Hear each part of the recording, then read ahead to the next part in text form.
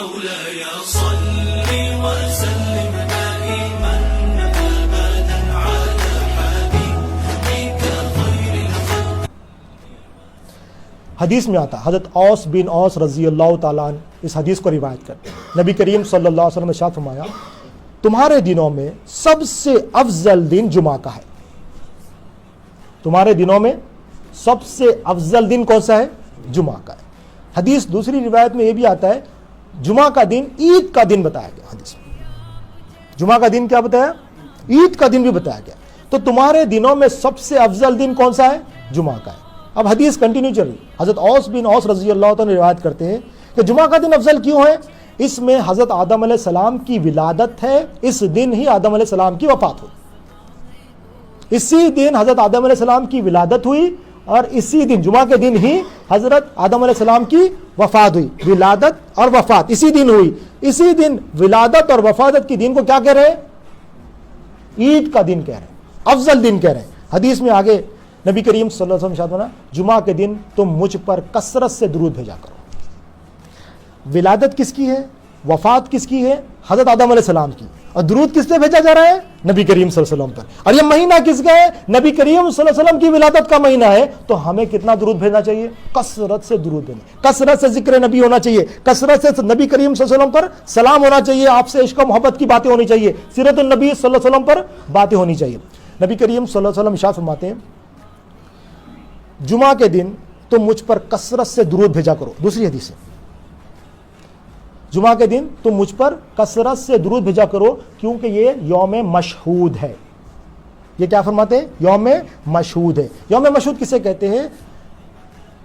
فرشتوں کے خصوصی حاضری کا دن ہے. فرشتے جمعہ کے دن نبی کریم صلی اللہ علیہ وسلم کی بارگاہ میں خصوصی حاضری کے لیے جاتے ہیں.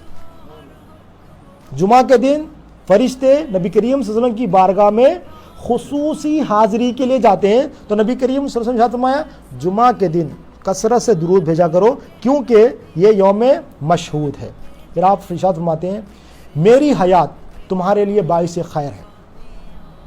جو ظاہری جو حیات ہے آپ کہہ رہے یہ باعث خیر ہے کیونکہ تم مجھ سے گفتگو کرتے ہو اور میں تم سے ہم کلام ہوتا ہوں. میری وفات بھی تمہارے لیے باعث خیر ہے.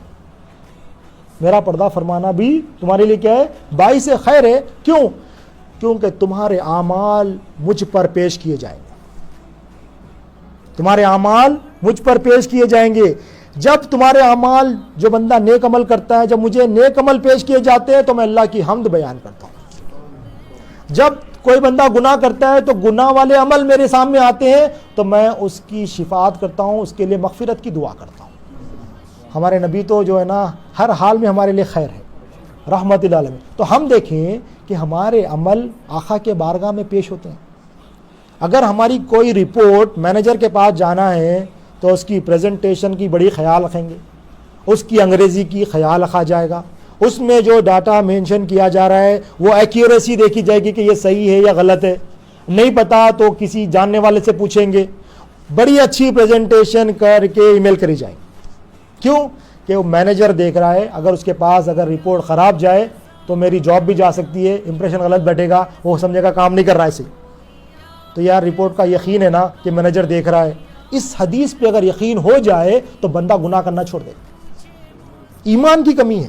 اگر ایمان یہ ہو جائے کہ میرے اعمال نبی کریم صلی اللہ علیہ وسلم کی بارگاہ میں پیش ہوتے ہیں اور نبی کریم صلی اللہ علیہ وسلم میرے عمل کو دیکھ رہے ہیں تو بندہ گناہ کیسے کر سکتا ہے؟